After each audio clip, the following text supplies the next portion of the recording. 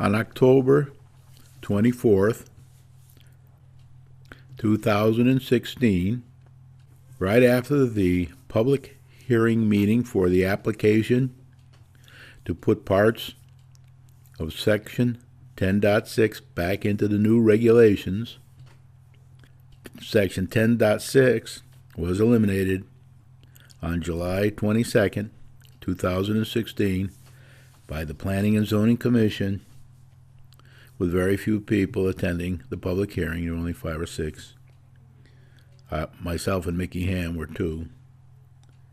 David LaPointe and a couple other people attended and spoke. I already played you that program last week. Following the public hearing for the application that was submitted by Michael Ham to the town, with about 225 or so signatures from people mostly around the lake, some from Winchester, some from town, but not many. There was a public hearing, and after the public hearing, there was a regular P&Z meeting. During this regular P&Z meeting, they were discussing the brand new, totally rewritten P&Z regulations amongst themselves, and finally agreed to vote on the regulations and the maps, and did so at their October 24th meeting. This program will only cover the first half or so of the meeting. I have edited it a bit to get out coughing, sneezing, and side conversations and things like that, but I haven't edited out any of the content. And I've concentrated mainly on the decisions that were made about the various people who came forward during the public hearings or between the meetings. To see Steve Sedlowski, the land use director at the town hall, or the town manager, Robert Geiger, at the town hall or wherever else, coffee shops or wherever. So tonight I'm going to play you the first half. Last week I played the public hearing for the application. Next week I'll play you the second half. And on November 7th, these regs, unless something happens in the meantime, will become the law. And you'll have to abide by that. So if you got anything you want to get in under the old laws, you better do it by November 7th, 2016. At least get the application in, Planning and Zoning, or ZBA, or wherever you have to go. Otherwise, after that, you'll most likely be subject to the new laws. Now, the red line document that will be mentioned in the meeting tonight has been sent to Sean Suter. I guess he's in Cincinnati, Ohio. He's the consultant that was at the public hearing and that did all the work with the town people. I'll talk a bit about that at the end of the program tonight. He's going to go over them, and he's going to make a few changes, which are discussed in the meeting that you will hear this evening. And once you get that back, probably around November 7th or so, hopefully before that, we'll know whether he's made any significant changes or not. They're not expected. Doesn't expect to make any significant changes, but you never know. This is Winsted, you know. This is Winsted. So we'll see what happens. So now what I'm going to do is I'm going to play you the first half or so, a little more maybe, of that Planning and Zoning meeting where the new regulation changes were discussed. Some accepted, some not. And the vote was taken on both the new regulations and the new maps that accompany these regulations. So listen carefully. You may learn something, especially if you were one of the people that was affected or could have been affected by the proposed, totally rewritten planning and zoning regulations that were presented by planning and zoning 4 or 5 months ago. I'll be back. Talk again after the meeting. Turn your volume up if need be, because George Clausen especially whispers into the microphone, and it's very hard to hear him. So turn up your volume, or if you're watching it by computer, use your earphones so you can hear everything that's being said. There are a couple people in here, Barbara Wilkes, George Clausen, and a few others. They speak so softly that you can't hear them on the recordings in these meetings very well. You have to really pay attention. There was 4 zone proposals that came out of the hearing. No more zone changes came forth.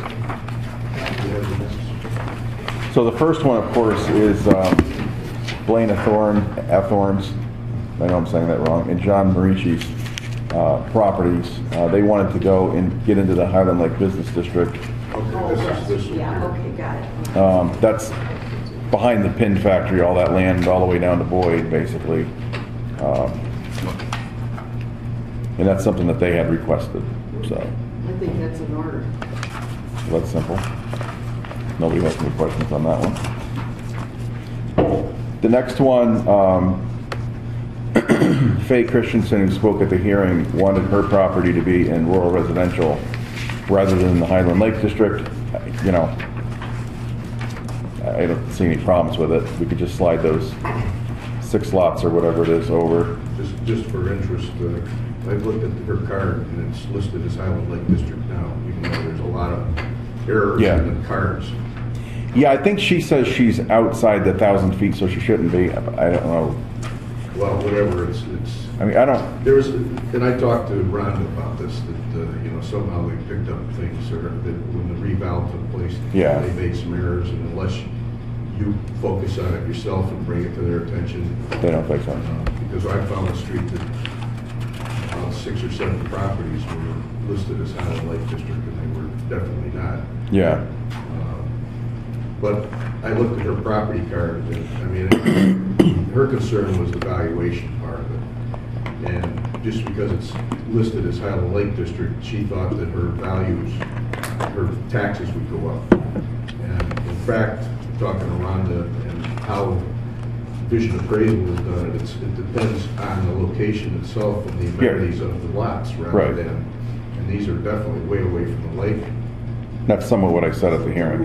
It should make a Yes, I difference. mean, so I think the only, when we looked at this and talked about the definition of this, it's kind of a dead-end area here, that, you know, any kind of a development, if it's going, you know, down toward the lake, it would be good to just review it as far as good soil erosion control and, you know, Rural residential is actually more restrictive than the Highland Lake as far as development goes. It's so bigger I mean, I setbacks. don't have a problem with it, it's just, she felt it was gonna somehow blow away her. But anyway, that's. It's already that way, but I don't have a problem. All right. You're setting a precedent though by doing that. No, I mean, it doesn't really matter. It's already developed, so it doesn't really make. I wouldn't want to do it if it was in the middle and not somehow contiguously attached to, which one of the future ones, and we're going to talk about, I had to stretch it to do that, but we'll talk about that in a minute. So 3 goes from town single family to the Highland Lake Business District. Also, in some of it's Highland Lake to the Highland Lake Business District. This is Mr. Jones' property. He has an auto body shop of sorts out in the back of his house. So I propose doing his home lot and the body shop behind both, so it, you know, it's contiguous back to Lake Street and to the existing Highland Lake. And then I also thought it might make sense to put, you know, B&D and Sterling Stintard into that as well. And you can discuss that because those are certainly commercial properties already. You know, more industrial in nature. What did you want to discuss it? I think we're in it. Why don't we discuss it?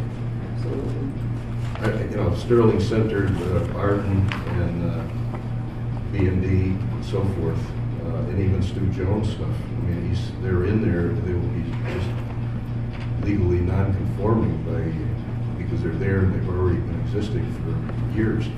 I think that some of this industrial stuff in Sterling Center is a wonderful asset for us in our community. But I think our plan of conservation and development was trying to aim us in the direction of getting our neighborhoods reconfigured so that we'd have some growth and value in these neighborhoods that are in the center of the town. So if we've got these spots of industrial development here, and we don't somehow focus on what our intentions are long term, we'll never start, and it'll never happen. So I don't see any value in what they are, and we've got it in the town single family, then they're legally non-conforming, and nothing's going to happen. They close the buildings up, it goes back to the town single family, and I think that's what we're looking at during the plan of conservation and development exercise. So I don't think they're losing anything by being the way we've got it structured here, frankly. I mean, I understand the Woodlands in that kind of situation because we're talking about the hotel, and it's that little pocket kind of defined by the two streets and the river that goes down through it. It's the outlet from the lake. And if that, again, that eliminates the IB3 uses that were in there originally when these properties were purchased and acquired. But we're changing the Highland Lake Business District to incorporate some of the residential aspects of that, the hotel and so forth. So frankly, I wouldn't, I mean, it's my opinion, but I don't see expanding this down to Rockwell. Well, that's too far. So you want to not do Jones either, or just do Jones and not Sterling and B and D Well, I don't 14A? This is across the street from. Yeah, this is his, yeah, but he's got, well, no, he's got he's got. And the blue is that That's he's in doing there. auto body. In here. 019R is the auto body shop. Oh, yeah, oh, sure, yeah, he's got a big new, and he maintains it, like typical Stu Jones. I know. He does a wonderful job there. He has some beautiful vehicles. Yeah, but I mean, the thing is using. What he charges, you can afford it, let me tell you. I have some of this. We've had a few. So only this little part is what. Is Highland Lake District right now, or the Highland Lake Business District, right? His concern was just, he's got that commercial building and it So. would give him some more options. That's a big, that Yeah. was precision ball. You're right. I think we should keep the business district. The way it is. Where it is. And not change anything. Yeah, I agree. I don't think we should change that. So you don't want to change any of it? No. And they don't want to change any of it. So that's pretty much the, So are we saying that what we currently have is industrial, where the blue is? Well, it is right now. within the Right. box, yeah. But if he moves away, No, I know that, but my question is, do we turn that blue area into Highland Business District so that you could at least have commercial in terms of stores or other things, not necessarily industrial? Jerry, you're talking that, Rockwell is primarily a residential street. It's a except for residential that pocket here of where and here. Sterling Center is, which is. except for that little bit in his entranceway. That's it. If he closes down, this could be houses Union, here. no, it wasn't. No, Union Pin was. If he closes down. That's miniature ball. Put houses in Well, it there. wasn't miniature ball, it was the other. Jones is a I think the Rocky ballpoint Pigs. pen things. That, I don't know who owns 14. Yeah, Benny's house is Probably here. But anyway, so because I think that Access to that. the desire to Probably this try guy. to strengthen these neighborhoods, residential neighborhoods, to feed the downtown retail and so forth, is to, long-term, get the industrial that are in these spot locations out of here. But, I mean, that's my opinion. So I'll just make notes here. So as far as maps, 1, 2, 3, 4, check. I mean, Craig, how do you want to see this? You want us to actually take a vote on each of these issues that we're talking about, or? Because it's. Well, I think kind of what we'll constrained. do is at the end, we accepted the changes. What we'll do is we'll make a list on the first two, okay? And then I say that we will want to, we'll voice the motion that we would want the industrial to stay the way it is. We would just adopt maps 1, 2, and 4, map changes 1, 2, and 4, Yeah. or whatever we end up doing, yeah. Or 1 and 2, whatever it works out to Yeah, be. let's not try to rewrite the Constitution. No, but I want to see us make progress here. Right, I'd like to move, move Yeah. on. So the last one is another Highland Lake to rural residential, and this is another one where it's, I believe it's in rural residential now, and it's the lots A through F are the ones that are actually in question, and that's the oldest house around Highland Lake. It's been there for 1,000,000 years, the guy says. And is this It's like a brick. They bought the, That was the original home for all that land, I guess. He said. what was the reasoning for requesting the change? I've got this. They just wish to be in rural residential, so I proposed it. And the other lots that are on the right-hand side are actually town open space lots, so they're not, doesn't matter what we zone those really. Right. They're never gonna get developed anyway. So that would give some, connectivity through, but He's already in Highland. What's he gaining by getting out of Highland Lake this way? I personally, I think they're better off in Highland Lake District, and I explained that to them, because there's some circuit breakers in the Highland Lake District that aren't in the regular zone, but he just, because that's the way it was, that's the way he wants to be. All right, what presently is 108 and 103? They are presently... It's town open space, or land trust land, or whatever. It's preserved land. Okay, it's preserved land, okay. Yeah, town of Winchester. Because that whole side of the street is Highland Lake, the rest of the lots below it? All the red, all the way to the lake. Okay. The white RR is, heading out towards the Why hill. would we take him out of Highland Lake, just his little parcel, and everybody else around him? I don't think he's getting anything there. I would do it, that's crazy. Okay, he's requesting it, but, okay. We wanted it back to 1956. with this Exactly, thing, so- that's exactly right. Okay, so then jumping over to the comments from the hearing, and I literally cut and pasted Pam's minutes, so I think we got most of the important items here. The first one, again, Tom Freddy, we just talked about that. You don't want to do that. The second one, there's really no change there. That was just a comment.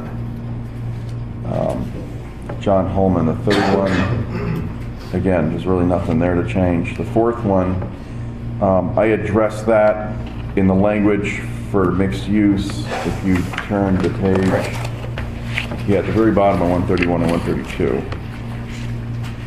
So we added, this includes one or more dwelling units above a commercial use on a first floor, on the first floor. And then the first floor shall be the floor closest to the same level as the primary street in front of the building. So that one's all set. The next one is just a comment about coverage limits. Don't know if you have any questions on that. There wasn't anything to change per se, just I think some questions. The next one, Kathy Murray, again, more or less just comments and questions, nothing to change. Blaine wanted to go into that Highland Lake Business District. We've already done that and we're accepting that. According to our discussion we just had, or you're just accepting it, I should say.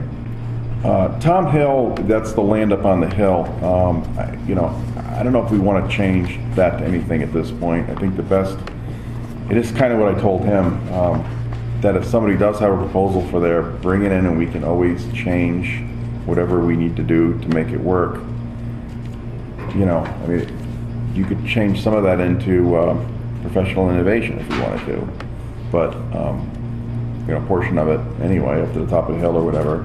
But we just need to know what it's gonna be. Right. There's no point in changing it and then, I agree with you, Steve. I think that somebody comes in with a well thought out proposal and how We'll we just figure it out. expand our tax base and provide, because we've got certainly infrastructure to support growth in that area. yeah, so right now it's just residential, but it can be anything down the road. It's rural residential, correct? I believe so. Yeah, it's rural residential over there. Right, so what do they want to change to? Well, he was talking about doing some commercial buildings, a data warehouse, if you remember that discussion. Yes, but, I don't know, if something comes in, we can, I'm sure that's something that we Accommodate. want to, yeah. Carol, excuse me, had some questions about the cost of the impervious surfaces, and I just think that, maybe we can work with one of the local engineers, come up with some canned plans, but I was a concern with the And pricing. the other thing is the products that They keep you changing. purchase for these should have some kind of certification. And if the property owner comes in and shows the documentation of the pervious nature of what they're trying to use, I think that the commission should be, able to use that rather than, because I think the point is well taken. Go ahead and hire a professional engineer to come up with. If they've got the plan and they've got product that has certification to certain standards, why can't we utilize that? So now we have language that says such design must be submitted by a PE and certified to be able to accept at least the water quality volume. If you wanted to soften that language, you could say something like, it must be shown to be able to completely accept. Must be demonstrated. Suggested satisfies the intent. Because most products today, and there's a lot more that are coming out all the time, can be used as some level of pervious surface. Such design must demonstrate, I'm just trying to make this wording,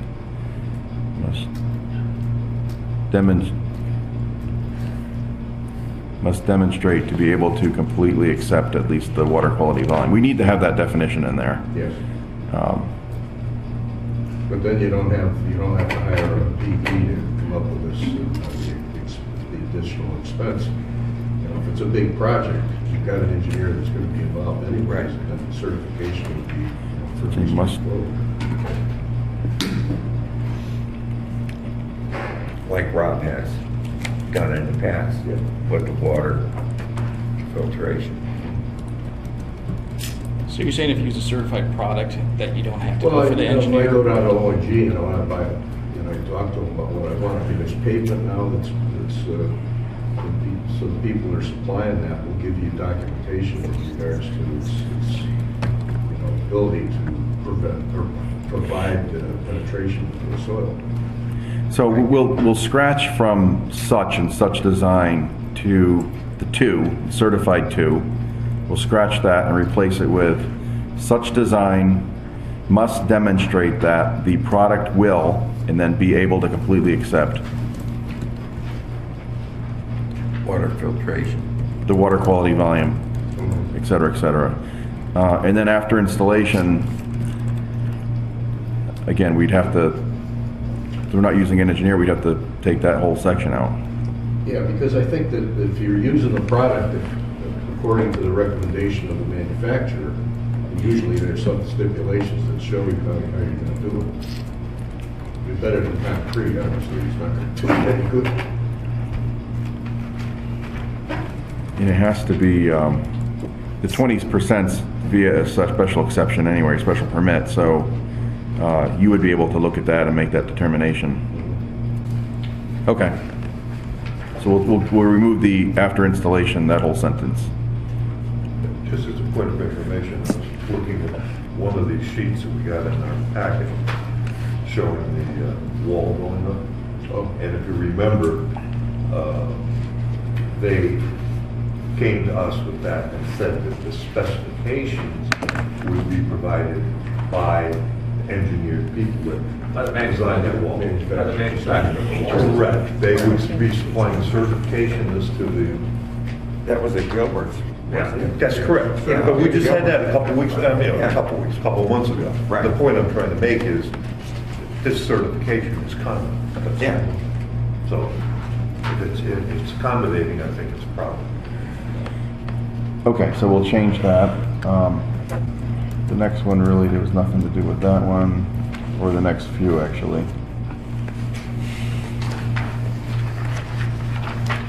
So I guess we'll jump to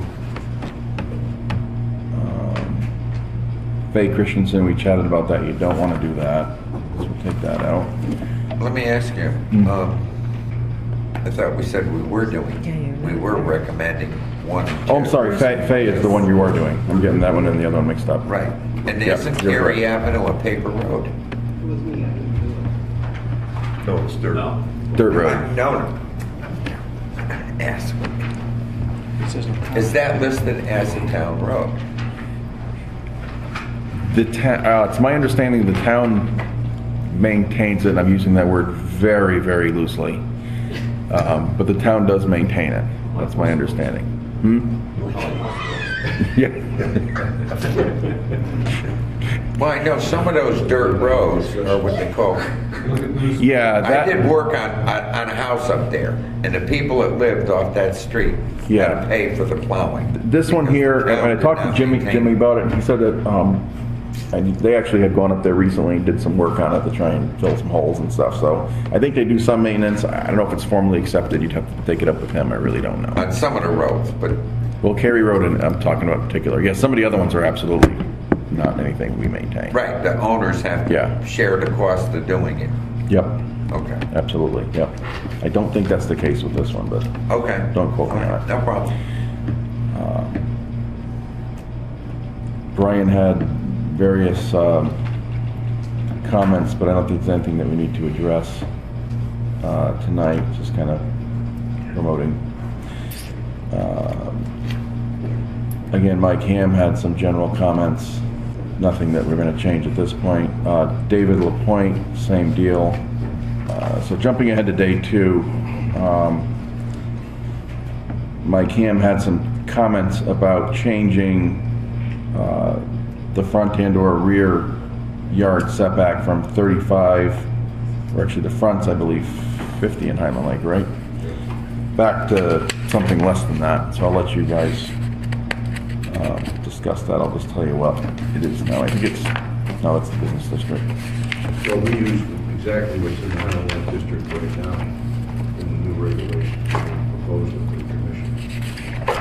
I would say stay where we are. Now, when the Highland Lake District was developed, you were on. 2022 before I'm done.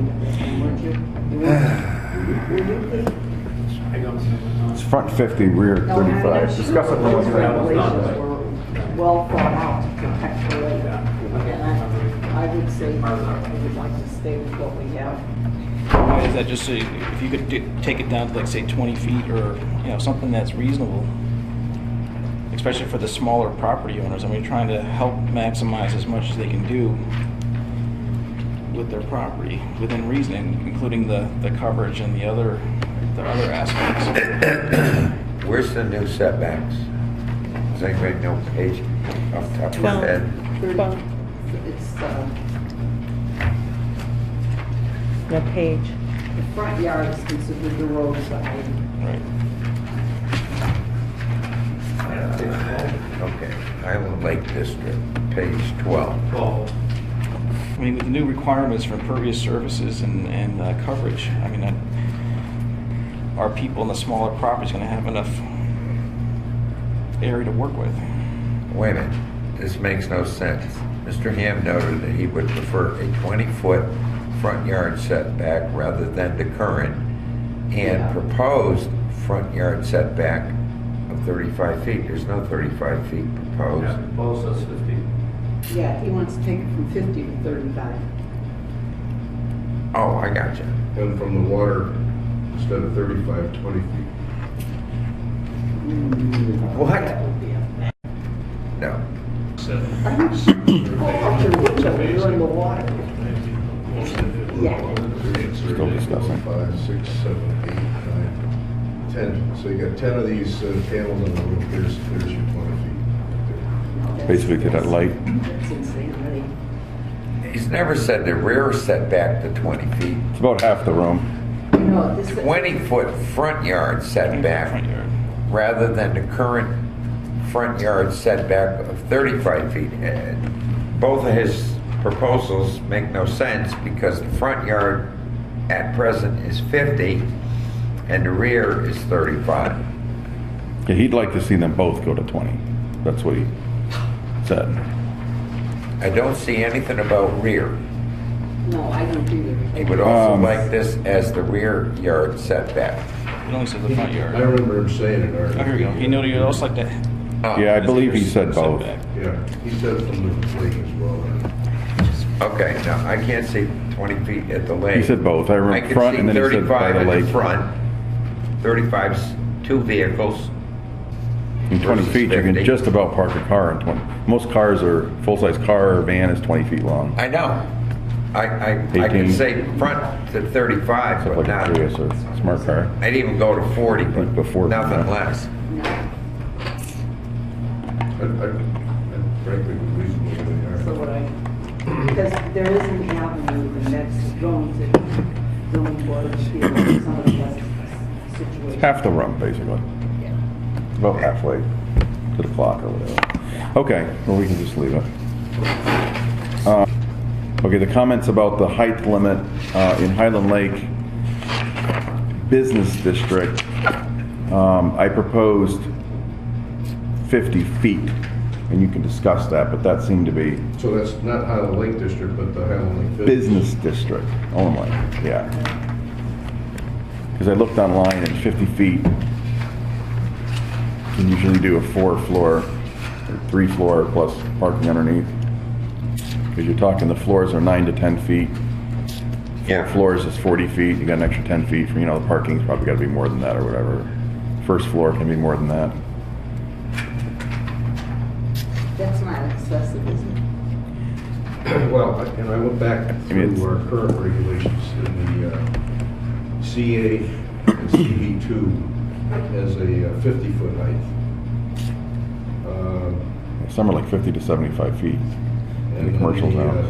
the industrial IA1, IB1, IA2, IB2, all the industrials go to 70 feet industrial. But in the commercial, there's two areas, CA and CB2 go to 50 feet, and CB3 is 50 feet. So, Yeah. I don't, if you've got somebody that comes in with something, I don't even know what our fire, what's our capability with what we have for that? The tower, the aerial tower truck they have is, can do Oh, they go up like- 85 feet, but that's, you can do anything that's on Main Street, which is basically 4 stories, 4 to 5. Yeah, 50 feet. which would be the 50, What's that? probably the 50 50 feet. Yeah. Yeah. Because when Yeah. Because you got an set angle. set up and the angle of it to Right. reach the roof of it, yeah.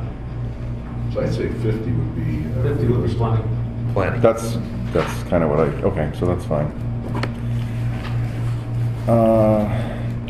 On the low impact development, he had some questions about whether it was applicable or something. So I just added language. So what I did is and if you read this, it kind of did kick LID in for anything at Highland Lake. So what I did is I put except where required in the Highland Lake District. So if it's required, and it's really only required if you're trying to get special permits or things like that. But So the thing for with just the the- LID though, Steve, we got a grant for $50,000, and we had Malone McBroom did the process for us. We didn't even suggest any modifications to it. I mean, we had discussions in public hearing and all that business, but on this go around, we didn't recommend any modifications to that. And in order for the LID to even be considered, you have to have at least an evaluation of the soil and the capability for recharging the ground. So if you got a bunch of clay or you got a high, you got a very low overburden, you got, so whoever's going to develop has got to come up, and whenever we've had applications come into the commission. If they evaluate that they cannot comply with it because of the soil conditions and ledge and so on and so forth, they give us that dissertation that they've considered it, and it's not possible to use it. But you have to do an evaluation of the ground in order to see if it's even realistic to consider it. Right, but it's just the way the language is. It says a single-family dwelling is not part of a subdivision of land, big project, in other words, shall be exempt from these LID regulations, except in the HL district, which kind of says that residential development, single-family residential dwellings are in fact under the scope of this for all. That's kind of the way I read that. So, I don't know if that's what you want. If you wanted that to begin with, where every new house would have to go through the process. I mean, they're probably going to have to do it anyway, just because they're going to be like doing special permits or looking for higher coverage or something, probably on Highland Lake or anywhere for that matter. The But whole idea is to get away from just piping stormwater someplace else. right. Or, yeah, well, to the lake. I have a question about how come this isn't being deployed at Winchester Lake and Park Pond and the other water areas? And shouldn't it be? Bigger lot sizes, I think.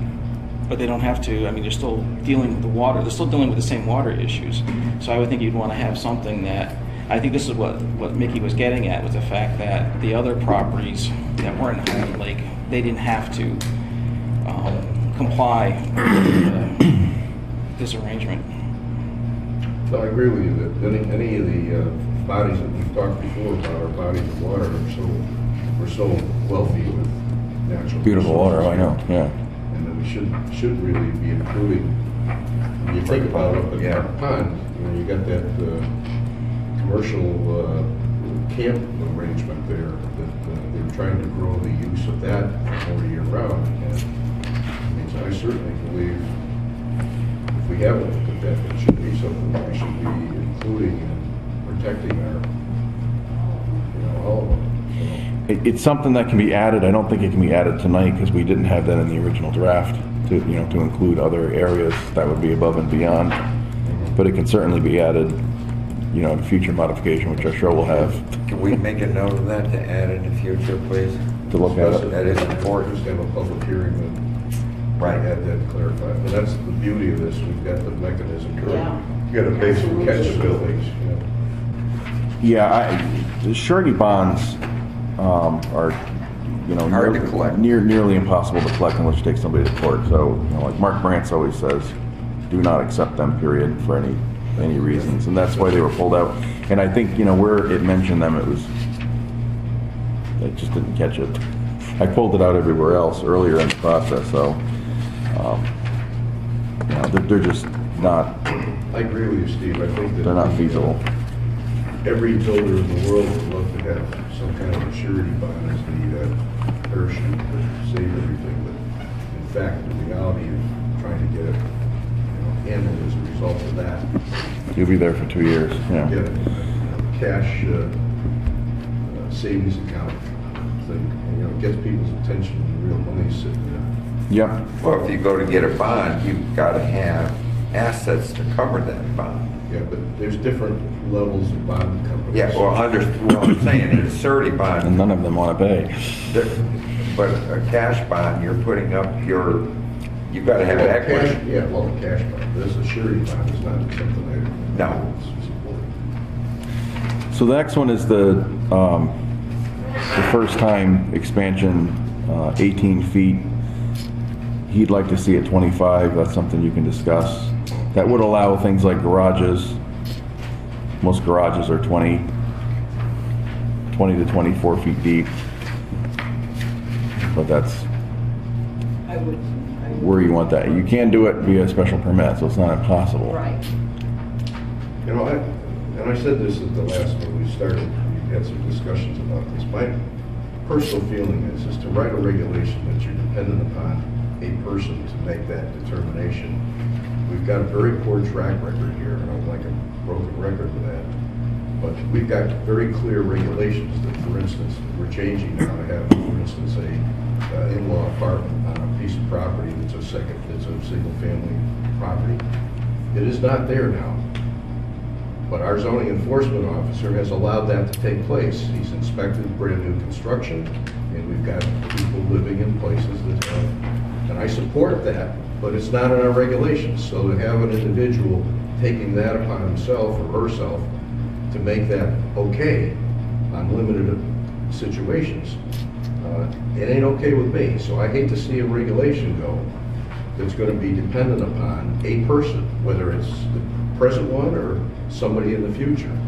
I think if we're going to do something like this, and we need to facilitate growth in these, throughout the town, I think if we're going to be doing something like this, it's got to be very specific about what's required. First of all, we need to have an A2 survey in order to even determine whether, in fact, any expansion can be made at all without creating even more non-conforming situation, because then you got coverage issues. And the coverage issue now is defined, I think, better because it's talking about impervious surface rather than just parking areas. I'll be honest with you, my own personal feeling is that your idea to come up with a special permit or whatever it is with the ZBA that requires notification of your neighbors, requires a public hearing so that they can expose what the proposal is and they can look at, in fact, properly is how it fits in the neighborhood. And it's a specific that people know that if they're going to do something, that's how you do it. And if it fits in the property, that's why an A2 survey. Yeah, but in either situation, if you are going to allow some kind of administrative approval, to me, you need to, as a requirement, minimum requirement is you got to have an A2 survey, current A2 survey. Because how are you going to make a determination? You can go out there and look forever, lot lines, and these are where gun battles go on in different, places. Property is property that people really, care about. And the gentleman sitting next to me is out there doing surveying all the time. And, this is the situation that we've got is people get in fights that they're normally good neighbors, and then all of a sudden you put a fence up or you put a plant there, and all of a sudden, holy mackerel, all war breaks out. So I think as a minimum, if the commission is going to go along with this administrative approval thing, you got to have very specific requirements. An A2 survey, or current A2 survey by a licensed surveyor in the state of Connecticut, and you got to have specific decision criteria that if you can check those boxes off, it's not a wide open, black hole. Because that's what the problem of this 10.6 is. It's kind of like, holy mackerel. Oh, well, that obliterates the situation. Yeah. Well, I know they've been surveying this all day today up on East Wakefield. There's been surveying here for the whole day. Yeah, but Past Sammons. way back before you were here, and I think Craig and I were both on the commission. I don't know if Art was at that time, probably, but we did away with that kind of approval because of just what George is saying right now. Agent determination Yeah, type of thing. right. So I mean, I think because you're a great guy and I trust you implicitly, but you know what? If you weren't here, I don't do it anyway, the zoning CEO would do it. Yeah. well, I know that, but other than that, you directed. I don't know. I think your suggestion of qualifications could be the happy medium there. Well, Barbara, the reason why I'm saying that is the applicant then knows that if they fill these squares, Right. they can count on the outcome. Not on whether they're dressed appropriately or they have some friend or it's a political connection or some other thing. It just isn't appropriate, I think, because it destroys the integrity of the whole process here. Frankly, I think because I don't like the situation where, this one property had a 1.6 feet off of the property line. Maybe because the building, was not a good building to begin with. It was a different use, and now they're trying to improve it to be all year round, that they might be better off to reposition it. Well, the opportunity to do that is through a special permit, not that you have to show with ZBA, so that you don't have to prove a hardship, because you can't prove a hardship with that kind of stuff. But why not, if they're gonna have the amount of investment that's gonna go into the property, why not look at it, you know, instead of being tagged with what's existing? Look at the better opportunity of better positioning. They'll have better use of their property. It shouldn't cost them any more to do that. It'd probably be easier to do it and less compromise. So that's why I like the ZBA that Steve brought up with the special permit thing, because you got notification. You've got probably a better chance to better utilize that property and enhance the property owner's enjoyment of that, you know, investment. Where we see properties that are, I mean, on west part of Highland Lake, West Boulevard, you see some of these things that are, you know, go through 3 stories high in a little box. I mean, it's a shame. And that's the way the regulation allowed that stuff to happen. And it's too bad, because I think we need to be creative, and we got to give people the opportunity of, you know, if they're going to invest so much money, talk about it. And then, I remember when I sat on ZBA, there was a property where the house was like 3 feet from the property line, and it was one of the summer homes, and the guy wanted to knock it down and put it in the middle of the lot, which would be like 12 or 15 feet from the sidelines. And Well, they gotta come in with demo anyway. and it didn't get approved. And it, you know, because I voted yes. Because you had to show a hardship. Yeah. That was the only avenue you could go to. Right. ZBA. Steve, you said, what did you say? I'll say when you demo, you're into a special permit anyway. Yeah. Right. So what, you want to not allow this, or you want to add check boxes, or what's your? Well, you know, I think it gets very complicated when you're talking about the first bite of the apple.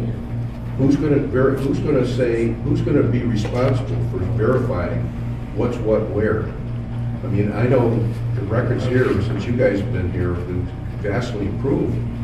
But who is going to be responsible for verifying if this is the first bite of the apple, or this or that, or the other thing? I think we've got to make it as little complication to this as possible. And I think that if we're going to have something like that, I don't care whether you take 27 bites of the apple, if in fact you're talking about, you know, your coverage is being honored, and you're coming up with a better use of the property. But that whole thing comes really. So do you want to make all of it by special permit? I would do that. Yeah. Because, you know, you're gonna have to do a certain amount of that anyways. You're gonna have to hire a surveyor, frankly, in order to make the proper decision from an administrative review, to get a survey that shows what the existing conditions are. And then where you're planning on making your adjustments to grow this thing. 18 feet, 20 feet, 6 feet, 2 feet, whatever. I mean, this gets to be kind of a slippery slope. Okay, so we'll change it so that a principal residential building or a commercial industrial building abutting a non-residentially zoned property that does not meet one or more setback requirements of these requirements may be expanded via an application for special permit to the Zoning Board of Appeals. Now, as far as, do you want to just get rid of the horizontally delimits, because then we're kind of going to the bottom one, which just get rid of the limits, the horizontally, and it just ended at, start again at provided. We don't need the 18-foot limit, in other words, because via special permit at the bottom, we were allowing it to be bigger anyway. So we'll X out horizontally up to an additional 18 feet. You're assuming that we're gonna go with a staff-approved something. No, I'm assuming we're not going to go with a staff-approved something. So why are we even talking about that then? Exactly, I'm going to X that out. Oh, okay. All right. Yeah, so the top one will have no limitations. May be expanded via an application for special permit to the Zoning Board of Appeals, provided such expansion does not come any closer to the property line, and the rest of it, I think, will stay put. And then the last, that an application of special exception, section D, we could just bag it. We don't need it anymore. Yeah, and it's got to be clear that it's not going to require a proof of a hardship. Well, that's, yeah, special permit. That's not a variance. Okay. And then we'll add the board shall carefully review the consideration for special permits at the end of that. We'll bring that up to the Now, top. this is one of the problems when these things are created. You know, all the discussion disappears unless you're sitting here when we go through it. You lose the depth of what we're talking about. And I don't know, you know, if we can in a regulation talk about what we're trying to achieve is the ability to make the best development possible on a small lot through this kind of an effort. So I don't know how you would word that, or even if you can. Just put it as a note, a side note, just to Well, it's- explain. It's kind of hard, you know, there's so many things we discuss in all of the regulations, but this one is specifically very important. Well, you have the special permit criteria, Yeah. Okay. which are pretty, Clear. yeah, I mean, they're pretty. So does everybody see what I'm going to do? Maybe expanded, comma, provided such expansion does not come any close to the property line, et cetera, et cetera. And then we'll add to the bottom, excuse me, maybe expanded via a special permit to the zoning board of appeals, provided such expansion. So the title under number 6 would not be a staff-approved non-conforming structure. It would just be, get rid of the staff approved. Non-conforming structure expansion. Expansion allowance. Yeah, I would agree. I think that would be the elimination of that black hole effect. Right. Okay. I'd just like to say that this is where I've been trying to head with this. This is why I've been playing hard with this, because I want to make sure that 18 feet and the limitations, I could see when people were to come take a look at that, you know, they say, what the hell's going on here? Oh, I know. And that's why I've been pushing this so hard until we could get to this point where you do have this special allowance, but you can take the bite as many times as you want, provided you're in a structured Sure. environment. So then you get the best of both worlds. Yeah, because what I found too is, you know, when you put the responsibility on the applicant to bring in the documentation, I mean, come on. And to load the staff up to do this, I mean, we're obviously moving in the direction we should be here because we're getting good land records for parcels that, you know, we can find it, research it, and so forth. And then as we get through, Steve's working hard on the, you know, the map systems and so forth. And there'll be depth there. When you pull up a lot number, you can find a lot of things there. And I know when we went through the POCD, we had, I think, 9 different maps. Part of it was Right. wetlands and overburden and all this kind of stuff that I thought would be helpful to somebody looking at a particular piece of property, and I think we all did. We had a big group working on this. And we worked a lot with Northwest Conservation District. But rather than, you know, belabor this, I think that's a good solution, Steve. Okay, moving along, a couple errors, I corrected those. He wanted the threshold of activity in gravel to be 2,000 instead of 3,000. I mean, I don't have any problem with that, but I don't know what your thoughts are on that. No, because of the, especially the last. What's been dead slow. Recession. Yeah. So 2,000 is what I changed it to, if you want to just go with that. I don't see any problem. No. Next one's just a couple typos. Well, you heard a good portion of that public hearing, decision-making at the last Planning and Zoning meeting on October 24th, 2016. Next week or so, I'll play you the rest of it. It'll probably be after the 7th when I play it. So take that into consideration when you listen. Good night, Brian O'Haron, 211 West Wakefield Boulevard, Highland Lake. Home, sweet home.